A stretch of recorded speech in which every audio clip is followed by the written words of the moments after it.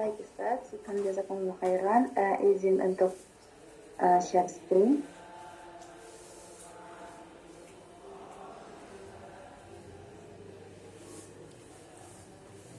Oke, bismillah. Assalamualaikum warahmatullahi wabarakatuh. Alhamdulillahirabbil alamin. Wassalatu wassalamu ala asyrafil anbiya'i wal mursalin wa ala alihi wa ashabihi wa man tabi'ahum bi ihsanin ila yaumil amma ba'd. Alhamdulillah, syukran jazakumullah khairan kepada Ustaz Dr. Wahyu Dwi Agung yang pada hari ini menjadi ketua sidang, kemudian juga Ustaz Dr. Nurul Ismail yang menjadi penguji, kemudian pembimbing tesis saya yaitu Ustaz Dr.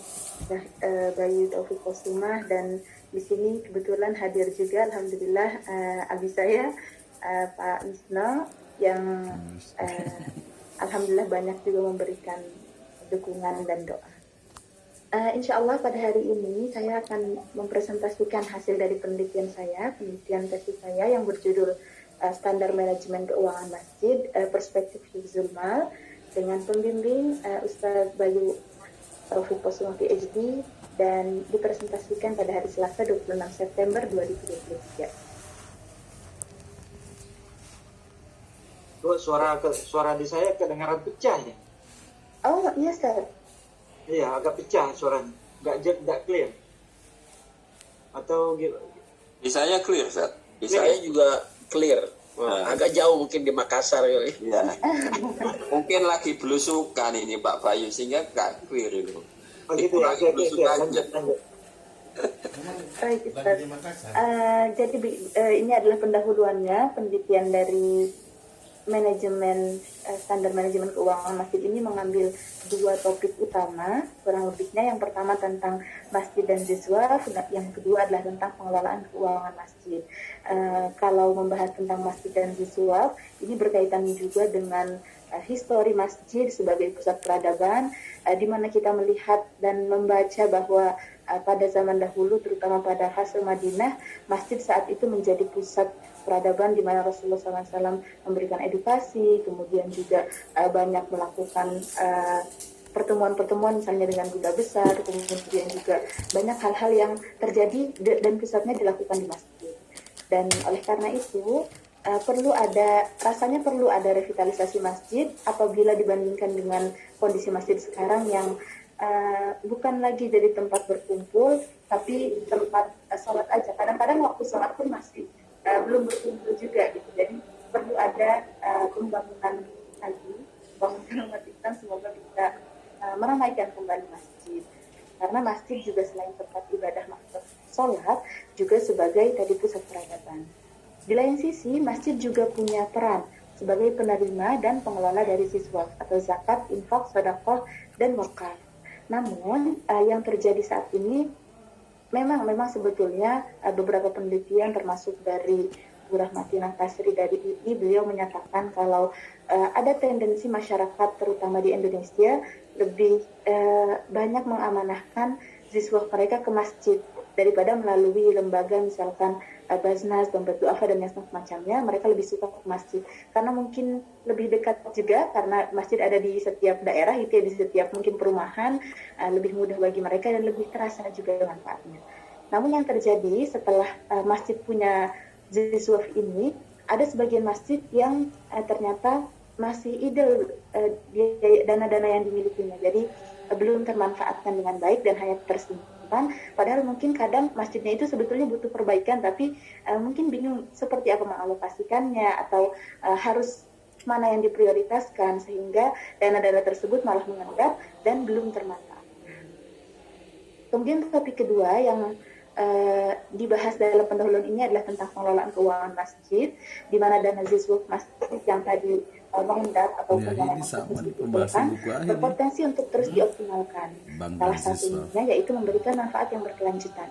Kalau misalkan masjid punya potensi ini, masjid juga sebetulnya kalau misalkan dengan pengelolaan yang baik, dengan manajemen yang baik, sebetulnya insya Allah semoga bisa memberikan manfaat-manfaat yang berkelanjutan, bukan hanya sifatnya mungkin seperti zakat konsumtif dan langsung habis, tapi bisa memberikan sesuatu yang lebih bermanfaat dalam jangka panjang. Dan ini berkaitan dengan urgensi manajemen keuangan, yaitu tentang hifzul mal. Jadi di sini kenapa sebetulnya judulnya perspektif hifzul mal, karena kalau dari Aisyah pribadi ingin memberikan pemahaman kepada para pengurus masjid, terutama pengelola bagian keuangannya, bahwa yang mereka lakukan itu dalam rangka mengumpulkan dananya, sampai ke nanti mendistribusikannya, atau mungkin menjadikan dana tersebut sebagai sesuatu yang produktif, adalah dalam rangka melaksanakan salah satu dari maqasid syariah yang penting gitu, yaitu hifzul mal, menjaga harta. Bahkan di sini menjaga hartanya bukan yang sifatnya pribadi untuk mereka, tapi yang dititipkan oleh umat untuk dikembalikan ke umat. Jadi istilahnya urgensi dari hifzul malnya ini lebih penting. Dan di sini insya Allah Aisyah ingin coba mengelaborasikan antara pengelolaan keuangan masjid dengan Islamic Wealth Management sebagai instrumen. Rumusan masalah dari penelitian ini adalah belum adanya standar pengelolaan keuangan bagi masjid-masjid yang ada untuk dijadikan sebagai acuan bagi pengurus maupun jamaah dalam mengelola dana dengan efisien, yang pada akhirnya kita harapkan dapat memberikan manfaat yang optimal. Saat ini beberapa masjid ada yang memang sudah berdaya, ada juga yang masih belum bisa mengelola dengan baik. Dan perbedaan-perbedaan ini kadang antara masjid yang berdaya pun mereka berbeda begitu pengelolaannya, bagaimana manajemennya. Dan dari sini kita ingin mencoba menyusunkan sebuah standar pengelolaan keuangan yang bisa digunakan atau bisa minimal menjadi rujukan bagi masjid-masjid yang ada untuk melihat seperti apa baiknya atau seperti apa memulainya.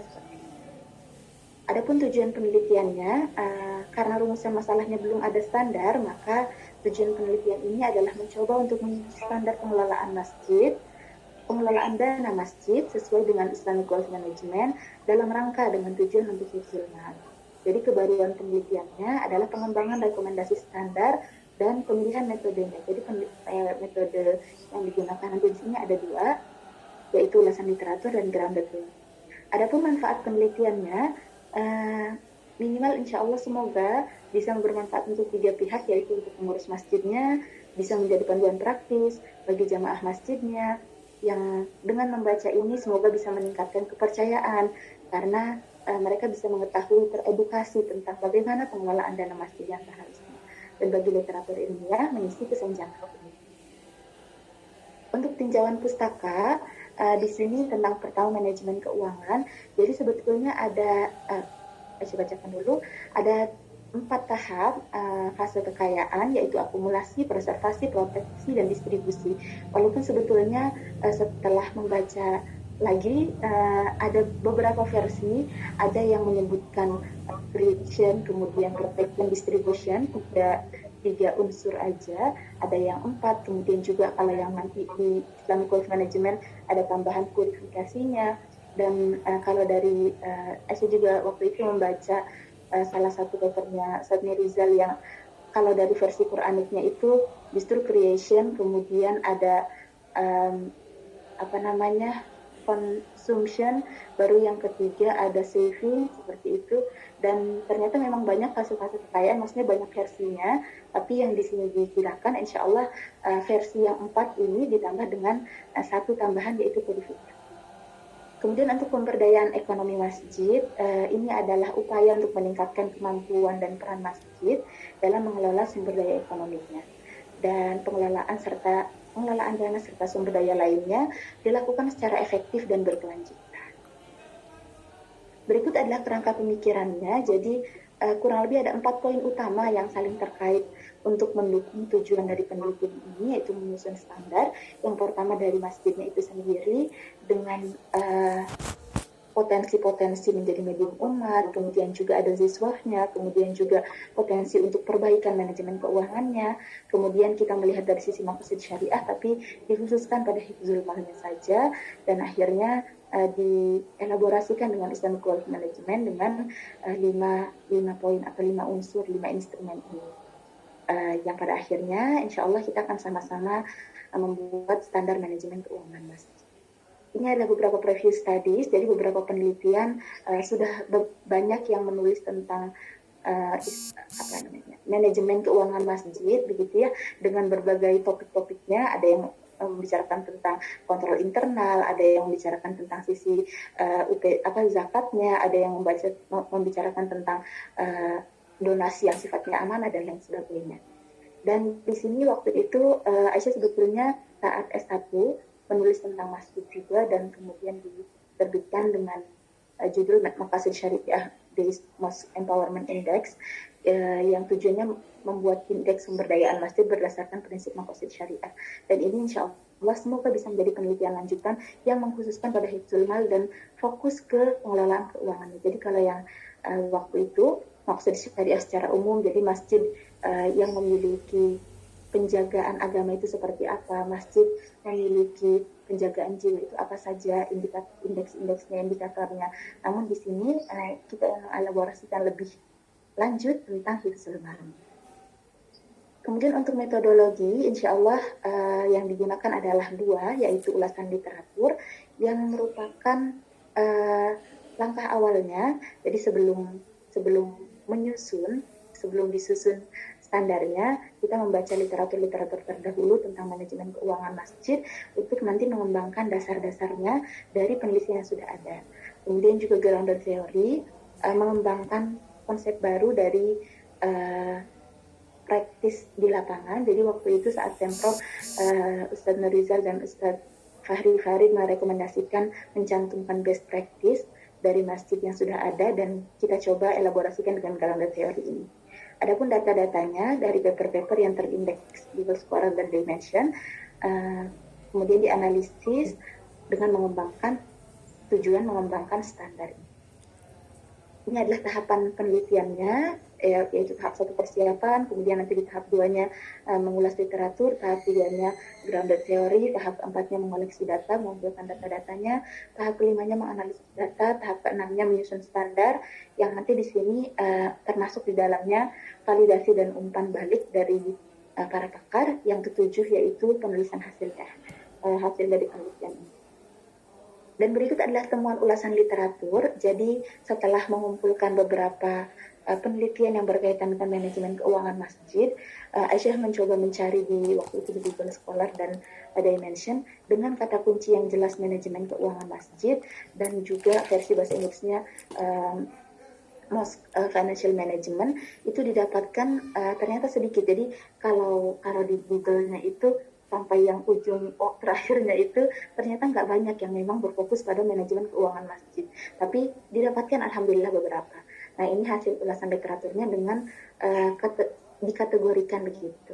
Hasil dari literatur ini minimal ada 3 kategori utama, yaitu mereka yang membahas tentang manajemen keuangan masjid secara umum, kemudian yang membahas tentang pengelolaan ziswafnya, dan yang ketiga membahas tentang pemberdayaan ekonominya. Untuk manajemen keuangan masjid sendiri, kategorisasi yang lebih kecilnya ada yang membahas tentang internal control, reporting, akuntabilitas, hal-hal yang bersifat akunting masjid. Kemudian juga ada yang membahas tentang budget planning, dana mengendap, atau study case dari masjid yang memang pengelolaannya sudah baik, financial information system, alokasi kas, dan hal-hal yang berkaitan dengan manajemen keuangan.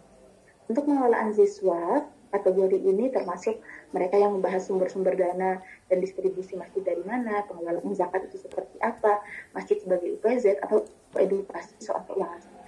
Untuk pemberdayaan ekonomi, di sini penelitian-penelitian yang sudah ada berkaitan tentang kegiatan produktif masjid, pelatihan pengelolaan dana, prototyping sistem masjid, kemudian peran masjid dalam menebar maslahah, kemudian juga ada yang bahas tentang fintech untuk mobilisasi pemberdayaan ekonomi ini, atau internalisasi nilai-nilai.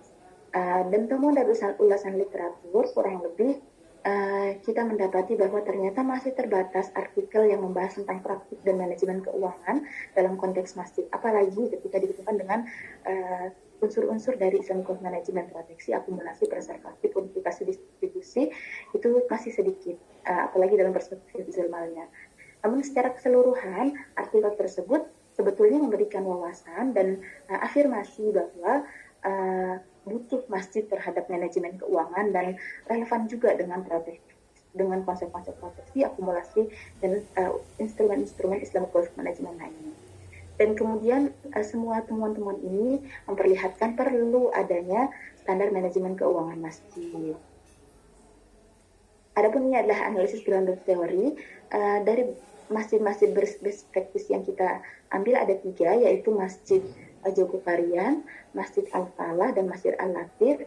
Sebetulnya ini jadi Aisyah dan teman-teman waktu itu dari kelompok studi ekonomi syariah Progres, kita pernah mengunjungi masjid tersebut untuk studi banding, dan waktu itu kita sempat wawancara juga dengan pengurus-pengurusnya. Hasil dari itu akhirnya coba saya sarikan, dimasukkan dalam analisis grounded theory ini, dan didapatkan ada kategori utama, kategori menengah, kategori kecil. Secara umum kategori utamanya adalah pemberdayaan pemuda dalam dakwah, pendidikan dan pengkajian ekonomi syariah, dan pengelolaan keuangan yang rapi dan transparan. Yang ketiga ini yang kita highlight ternyata memang diperlukan di nama-nama najib. Untuk analisis grounded teori, ternyata 3 masjid ini, kalau misalkan kita melihat best practice-nya, masing-masing punya keunikan dalam praktik manajemen keuangannya, punya istilahnya SWOT-nya masing-masing. Dan di sini kita lihat untuk Masjid Al-Latif misalnya, mereka lebih banyak ke pemuda dalam dakwah gitu ya. Al-Falah lebih menonjolkan pendidikan pengkajian ekonomi syariah. Masjid Jogokarian lebih ke pengelolaan keuangan yang rapi. Makanya Masjid Jogokarian ini banyak sekali menjadi rujukan, termasuk dari Masjid Andalusia merujuk kalau manajemen keuangannya ke Masjid Jogokarian. Dan dari sini teridentifikasi pola-pola seperti apa sebetulnya masjid-masjid yang sudah ada. Dalam kaitan dengan Hifzul Mal dan penelitian ini, ternyata ketiga masjid tersebut sudah mengadopsi, namun tidak ada standarnya gitu. Jadi mereka memang berusaha melakukan proteksi, melakukan akumulasi, melakukan purifikasi dan semua untuk masjid tersebut, tapi tidak disebutkan secara atau tidak dituliskan secara baku seperti itu. Dan ini adalah penyusunannya, ini adalah hasil utamanya, yaitu pengembangan standar manajemen keuangan masjid. Standar manajemen keuangan masjid dan administratif Hifzul Mal di sini ada 5 cabang yang masing-masing cabangnya punya 7 ranting, dimulai dari proteksi, akumulasi, preservasi, purifikasi, dan distribusi. Dan kalau boleh saya bacakan, untuk proteksi misalnya ada pendaftaran pencatatan aset, jadi asetnya harus dituliskan apa saja yang sudah dimiliki, pengamanan fisik, keamanan sistem elektronik, kemudian kebijakan pengelolaan kunci, pemeliharaan berkala, monitoring, pelatihan personel keamanan, asuransi aset apabila diperlukan. Kemudian untuk bagian akumulasi ada pendataan pemasukan, pencatatan yang transparan, pembagian dana berdasarkan tujuan, transparansi penggunaan dananya, pemanfaatan teknologinya, pengawasan dana, jamaah. Untuk preservasi termasuk diantaranya penyusunan anggaran, pemantauan evaluasi keuangan, diversifikasi investasi, pembentukan dana cadangan, pengendalian pengeluaran, pengelolaan kebutuhan, sampai penyusunan rencana keuangan. Untuk verifikasi diantaranya termasuk edukasi jamaah, pemberdayaan dewan pengawas, komitmen kepada prinsip-prinsip syariah, transparansi dan akuntabilitas, klasifikasi dana, pemisahan dana, dan penyaringan dari dana-dana siswa di kategori secara jelas seperti itu. Untuk distribusi diantaranya penetapan prioritas alokasi dana, mana yang diprioritaskan sebagai penerima, pengelolaan dana zakat yang transparan, pengembangan program pelayanan masyarakat, transparansi pelaporan keuangan, penggunaan teknologi informasi juga untuk distribusi, pengawasan evaluasi berkala, serta partisipasi aktif dari jamaah. Itu adalah rekomendasi standarnya, dan berikut adalah implementasi dan dampaknya. Implementasi dari masing-masing cabang dari prinsip-prinsipnya, misalnya untuk proteksi termasuk diantaranya melibatkan pencatatan aset masjid, untuk akumulasi termasuk diantaranya diversifikasi sumber pendapatan melalui pengumpulan siswa, implementasi preservasinya itu pengelolaan dana yang bijak, misalnya anggaran, dan implementasi purifikasi pemisahan dana halal dan haram, atau misalkan ada dana riba seperti itu dengan audit-audit yang dilakukan oleh masjid, dan implementasi distribusinya, alokasi yang adil dan sesuai dengan prioritas. Adapun manfaat dan dampak positif dari standar ini, dengan mengimplementasikannya, kita berusaha untuk menjaga stabilitas keuangan masjid dan memungkinkan pelayanan masjid terus berjalan, mendukung pemberdayaan masyarakat juga. Untuk penerapannya, terutama bagian prinsip syariah, penerapan purifikasi ini berupa pemisahan dana halal dan haram, sebetulnya maksudnya dana-dana dari yang tadi dana riba misalnya, atau pengkategorian mana dana wakaf, mana dana zakat yang nantinya akan beda juga alokasinya, ini penting. Implementasi standar ini diharapkan menjadikan masjid berperan sebagai pusat kegiatan yang bermanfaat untuk jamaahnya, untuk masyarakatnya, serta memenuhi tujuan agama dan sosial. Kemudian ini adalah validasi dan verifikasi. Kita mengontak ada 3 pihak. Yang pertama dari Dewan Masjid Indonesia dengan perwakilannya yaitu Pak Ahmad Yani. Beliau mengkonfirmasi standar ini insya Allah relevan dengan praktisi Masjid Indonesia. Kemudian praktisi keuangannya yaitu bagian keuangan dari Masjid Andalusia yaitu Mbak Iva.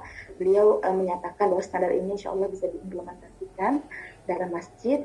Dan penasihat keuangan syariah ada Bu Nani Humaida. Beliau edukator sekaligus juga trainer AWP dan CFP kalau nggak salah namanya. Beliau memberikan perspektif tentang prinsip-prinsip syariahnya. Dan keseluruhan proses validasinya ini menunjukkan ternyata dari 3 pihak ini mereka menerima dan menyatakan bahwa standar ini dapat diberlakukan dalam keuangan masjid.